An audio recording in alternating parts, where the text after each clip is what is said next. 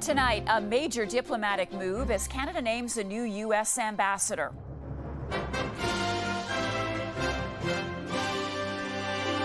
Who's stepping in at a pivotal point in trade negotiations? He brings that outside of politics, real-world experience that I think will be of benefit to the country for sure. The timing, the stakes, and what comes next. Real chaos on Alberta roads or just AI? I think it's not real. I'm going to go for real just to be different. The warning over how online pics can blur the line between fact and fiction. Plus, from battling cancer and homelessness to hitting the jackpot. I want the world to be happy, that's all. I'm just trying to share my happiness. How a $70 million lotto winner is proving generosity is priceless. What?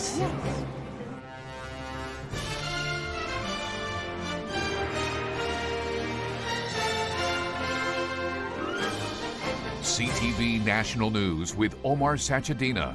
Reporting tonight, Marcia McMillan. Good evening. The Prime Minister named a new U.S. ambassador today. Mark Wiseman, a business executive and close ally of Mark Carney, will replace Kirsten Hillman in February. The appointment comes at a critical time for Canada-U.S. relations, bruised by Trump's tariffs and threats of annexation. Wiseman will be responsible for renegotiating a trade agreement with the U.S. and Mexico. CTV's Jeremy Sharon has more on the work ahead in Washington. He is a global investment banker, pension fund manager, and friend of Prime Minister Mark Carney. Now, Mark Wiseman will be adding Canada's ambassador to the U.S. to his resume. There is going to be an enormous amount of hurdles and landmines that the ambassador is going to have to walk through. He steps into what is widely viewed as Canada's top foreign post without any diplomatic experience. But the Prime Minister's office points to his extensive experience at American financial institutions and knowledge of capital markets on both sides of the border. So he brings that outside of politics, real-world experience that I think will be of benefit to the country for sure. In a social media post announcing the appointment, the Prime Minister says, "As a core member of our negotiating team, I know he will advance the interests of Canadian workers, businesses, and institutions." Carney is betting that Wiseman's finance credentials will command the attention and the respect of Trump. A bet that couldn't come with higher stakes for the trade relationship between the two countries. And there's a lot of anxiety over sectoral tariffs and then the Kuzma review. So really important here in this case that the Prime Minister has recruited someone who's a globally recognized deal maker. In 2025, the current Kuzma deal helps shield Canada from the worst impacts of tariffs. But with its review set to begin in the new year, there are no guarantees. The president can and quite possibly will walk away from this agreement. And if he does, then I think all bets are off. Sources tell CTV News Wiseman won't be alone at the negotiating table. The Prime Minister, along with Dominic LeBlanc, the minister in charge of Canada-U.S. relations, will also play critical roles. Marcia? Thanks, Jeremy. U.S. President Donald Trump's appointment of a special envoy to Greenland has sparked an angry reaction from Denmark. Preserving the territorial integrity of the Kingdom of Denmark, its sovereignty, and the inviolability of its borders is essential for the European Union. On Sunday, Trump announced that Louisiana Governor Jeff Landry would be appointed the special envoy, giving no prior warning to the leaders of Denmark and Greenland. This comes after Trump called for U.S. jurisdiction over the resource-rich Arctic island earlier this year. After his appointment, Landry posted that it's an honor to serve the president in this volunteer position to make Greenland part of the U.S., a statement the Danish foreign minister called completely unacceptable. Canada's sovereignty has been under fire through much of this current Trump administration. A little later in the show, we'll take a look at how Ottawa sharpened the focus on defense in 2025 to meet the challenge. It is the busiest time of year for travel as Canadians head away for the holidays to visit family and friends. But there's still one destination being shunned by travelers. CTV's Scott Hurst reports. If Canadians are making a travel list this holiday season, one location you likely won't find for many, even if you check it twice, is a U.S. destination. We have boycotted traveling to the States. Agatha Rickley is traveling to Calgary to see family over the holidays and plans to keep her dollars north of the border for the foreseeable future. We're trying to support local, including all of our holidays this past summer. Even this couple visiting from the United Kingdom is avoiding a U.S. destination. We did Nashville last year, but won't be going there for a few years, so we thought we'll come north of the border because of what's going on down there, and nobody feels, personally, we don't feel welcome. Travel to the United States continues to take a hit. In October, according to new data from StatsCan, the number of Canadians returning on trips from the U.S. was down more than 26% year over year. It is a trend that has remained consistent for much of 2025. It's definitely, we're seeing it. I'm seeing it firsthand. So it's the numbers don't lie, I guess is a good way of putting it. Political turmoil with the current U.S. administration erupted soon after Donald Trump returned to the White House, and he began poking fun at America's northern neighbor and attacking Canada's sovereignty. You are getting people who are saying, I just don't want to be part of this or anything that's going on right now in the U.S. and are opting to travel elsewhere. Here's one category that has turned around. Trips to Canada by U.S. residents is up for the first time in 8 months. Marcia? Scott, thank you. Donald Trump waded back into the controversy surrounding the latest files connected to Jeffrey Epstein today, saying he's disappointed to see pictures of former President Bill Clinton with Epstein being made public. I like Bill Clinton. I've always gotten along with Bill Clinton. I've been nice to him. He's been nice to me. We've always gotten along. Respect him. I hate to see photos come out of him, but this is what the Democrats, mostly Democrats, and a couple of bad Republicans are asking for. So they're giving their photos of me, too. Everybody was friendly with this guy. The president making those comments while announcing the creation of a Trump class of battleships, adding the Epstein files are just a way to distract from the success of the Republican Party. Elections Alberta has approved a proposed referendum question on the province separating from Canada. The question proposed by the Alberta Prosperity Project asks, do you agree that the province of Alberta should cease to be part of Canada to become an independent state? Elections Alberta says the project has to appoint a financial officer for the petition and can then begin collecting signatures. If close to 178,000 people sign on, the question would then be put to a referendum. Images of a massive highway pileup went viral during last week's snowstorm in Alberta. The crash was very real, but some of the online images were not, underscoring the risks of misinformation in the age of AI. CTV's Kathy Lee reports. Last week's snowstorm transformed the QE2 highway near Calgary into a ribbon of chaos. The story gained traction on social media. I heard that it was like 80 to 100 cars. Officials confirm this fact is true. There were up to 100 vehicles in the massive pileup. What's not are these images, generated by AI and shared widely online, many thinking they were authentic. We're in a sort of epistemic shift, a shift in the way we determine what is true and what isn't. But sometimes it can be difficult to spot the fake. I think it's not real. I'm going to go for real just to be different. It's fake because I've been on the Queen too, and there's a space between the two highways. A closer look shows that space is missing in the images. Others have also pointed out the license plates are off and the text on the green sign is wrong. These generative AIs have all sorts of wrinkles to them. Even more embellished, these AI images of the crash. All the deep fakes making some question the validity of the incident entirely. And another issue with a rise in AI images, a phenomenon called liar's dividend. Even when media is true, it can be dismissed as fake because everyone now expects the environment to just be flooded with deep fakes. I think it's only going to get better at fooling people as time goes on. Which means in this age of AI, you just got to be careful where the images are coming from. Seeing is no longer believing, and verifying what's real has never been more important. Kathy Lee, CTV News, Calgary. After contentious bargaining and 2 strikes in as many years, Canada Post and the Postal Workers Union have reached tentative agreements. The 2 sides finalized the agreement after reaching a deal in principle last month. The deal, pending ratification votes set for early next year, includes higher wage increases, enhanced benefits, and a weekend parcel delivery model. Both sides have promised not to engage in any strike or lockout activity during the ratification process. Some frontline staff in Canada are raising serious concerns about safety on the job. Tonight, we're hearing from one nurse who shared her shocking experience of being allegedly attacked. Here's CTV's Alex Karpa.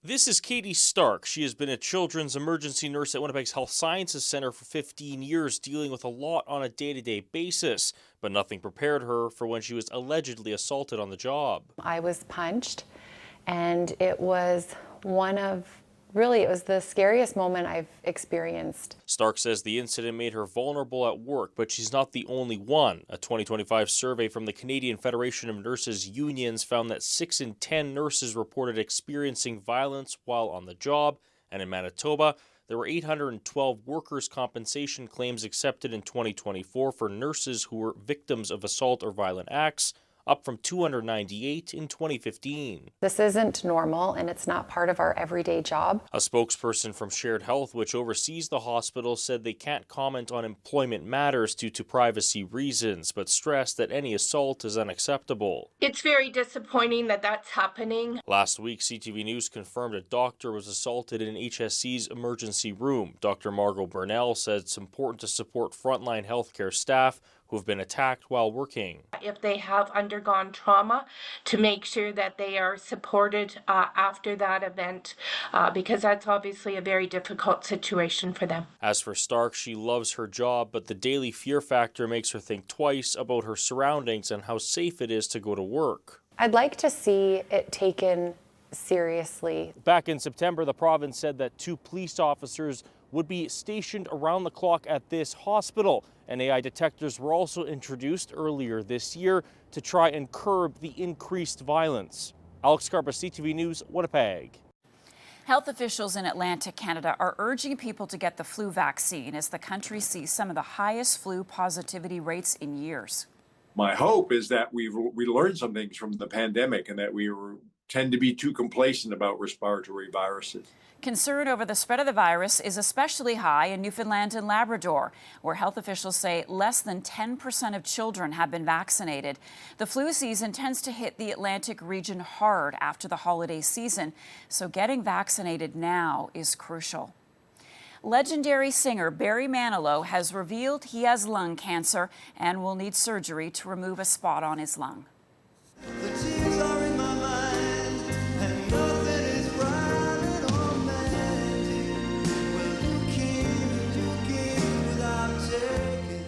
The 82-year-old performer says the cancer was discovered after an extended bout of bronchitis.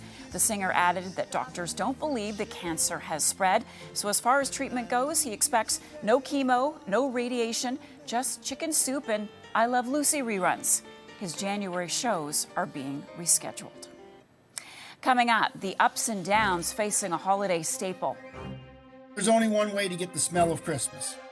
Or the scent of Christmas, and that's with a real tree. How Canada's Christmas tree industry is faring under the threat of tariffs.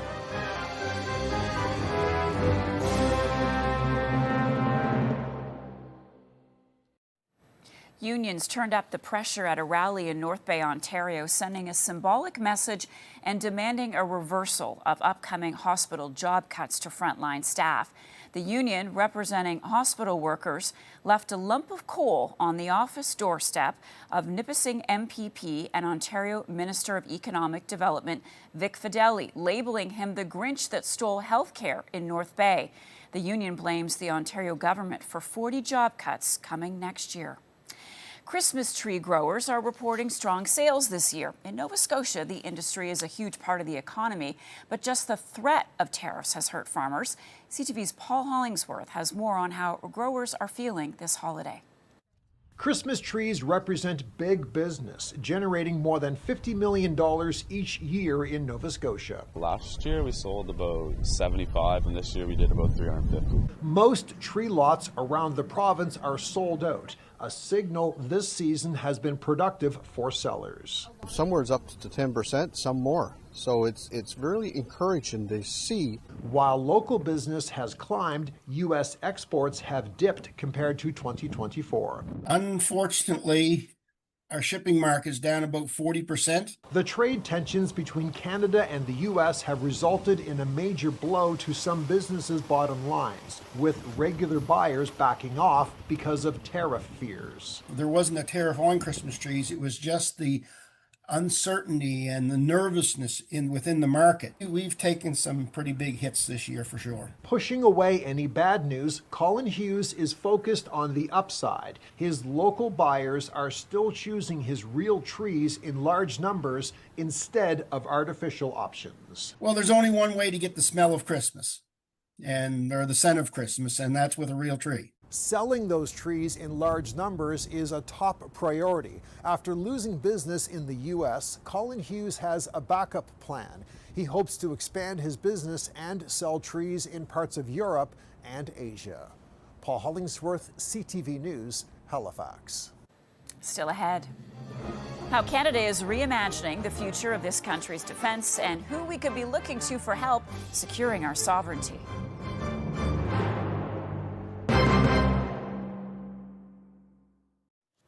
Canada has faced a lot of challenges this year, not the least of which have been challenges to our sovereignty from the U.S.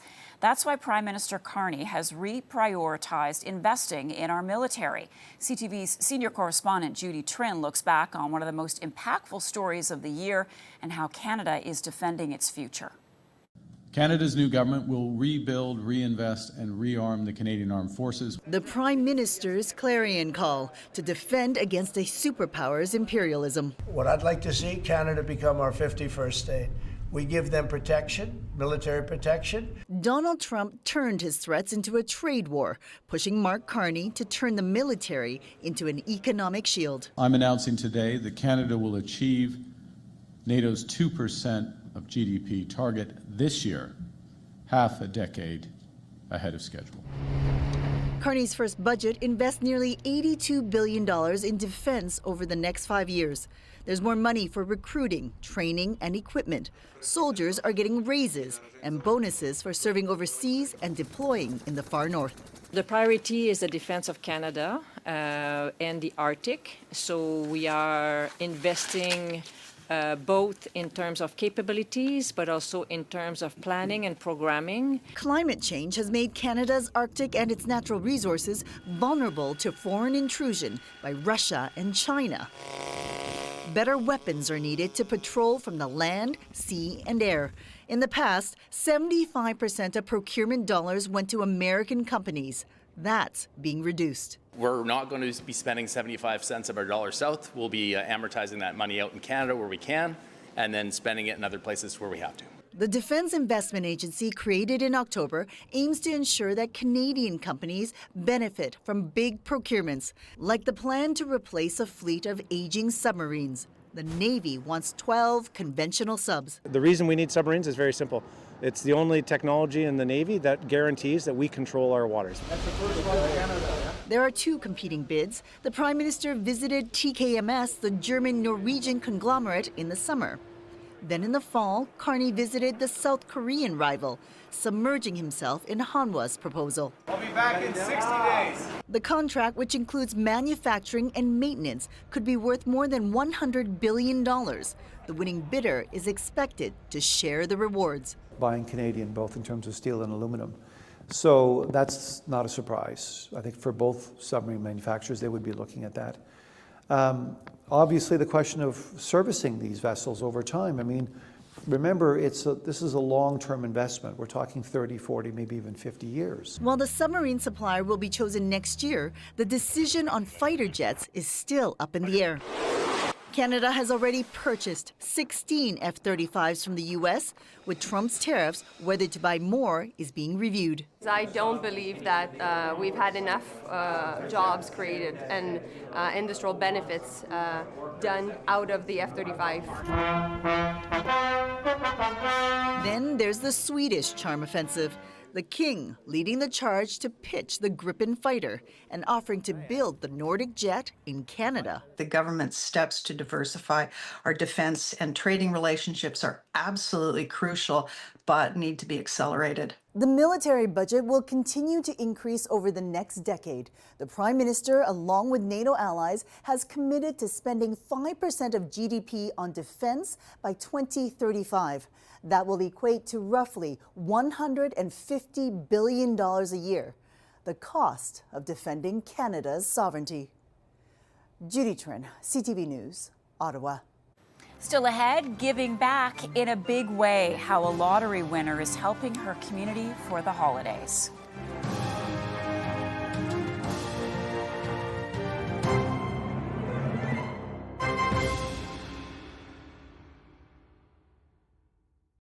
An Ottawa woman is sharing the wealth after going from rock bottom to a big $70 million win.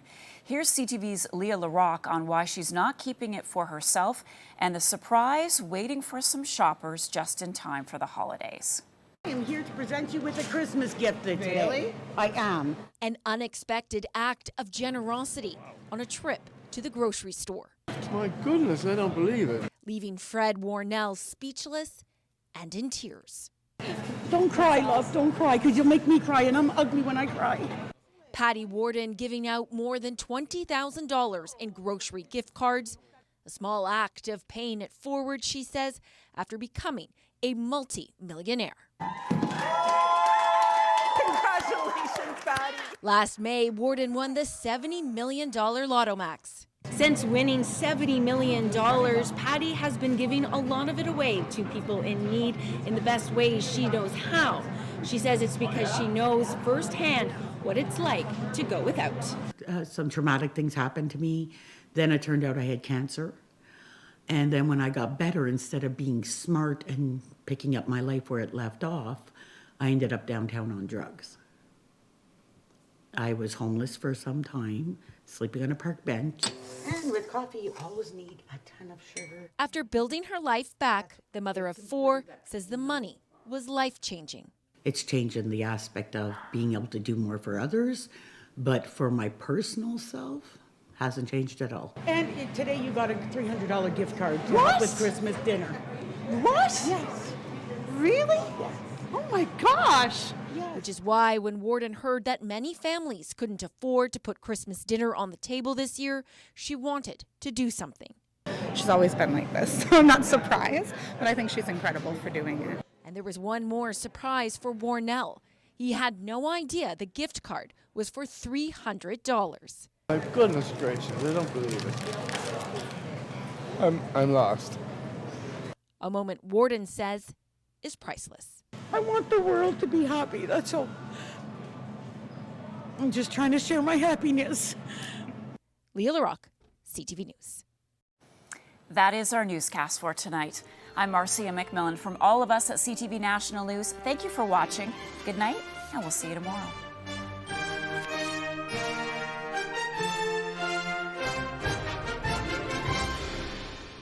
CTV National News, Canada's #1 newscast.